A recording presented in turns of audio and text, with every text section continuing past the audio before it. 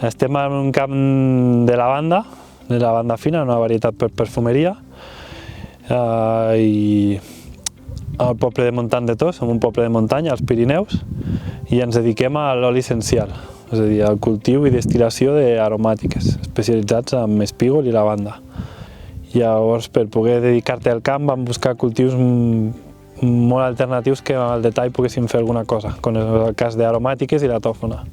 De lavanda estem treballant amb dues varietats, una és el lavandí, l'híbrid, que el tenim a una altra part de la finca, i la lavanda fina, que només es poden fer en zones de muntanya i valls de muntanya, que és la que tens aquí en el camp que estem. Llavors es diferencia aquesta es fa servir molt per perfumeria i l'altra per línies cosmètiques i ambientadors més de casa.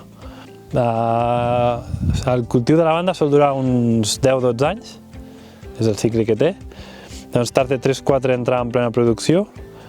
Aquí tens un marc que està més o menys a línies a metro i mig i 3 i dins la línia molt juntes per fer com una tanca, a 0,30, a 0,40. I a partir del tercer quart que entres en plena producció, que és quan és rentable collir-la amb la màquina que tenim i destil·lar per obtenir oli essencial i aigua.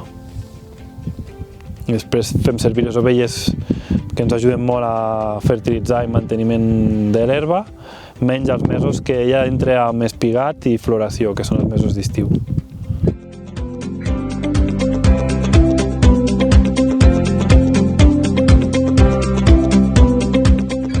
Aquí tenim l'olla per destil·lar, va amb vapor, la caldera, aquí és on s'emplenaria tot ple d'aromàtica, en aquest cas és lavanda normalment, per aquí sota t'entraria el vapor i per dalt aniria amb l'olla tancada al serpentí, que ho connectaries amb aigua freda per tornar a convertir a líquid.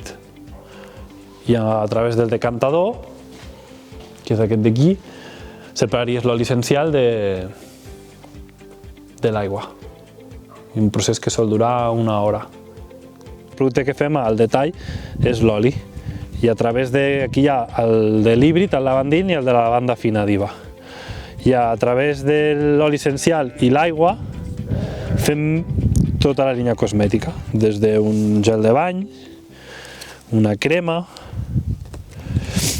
per la cara, un oli corporal, el xampú, i llavors ara, però això ja ho fem amb la flor seca, ens estem posant a l'alimentació.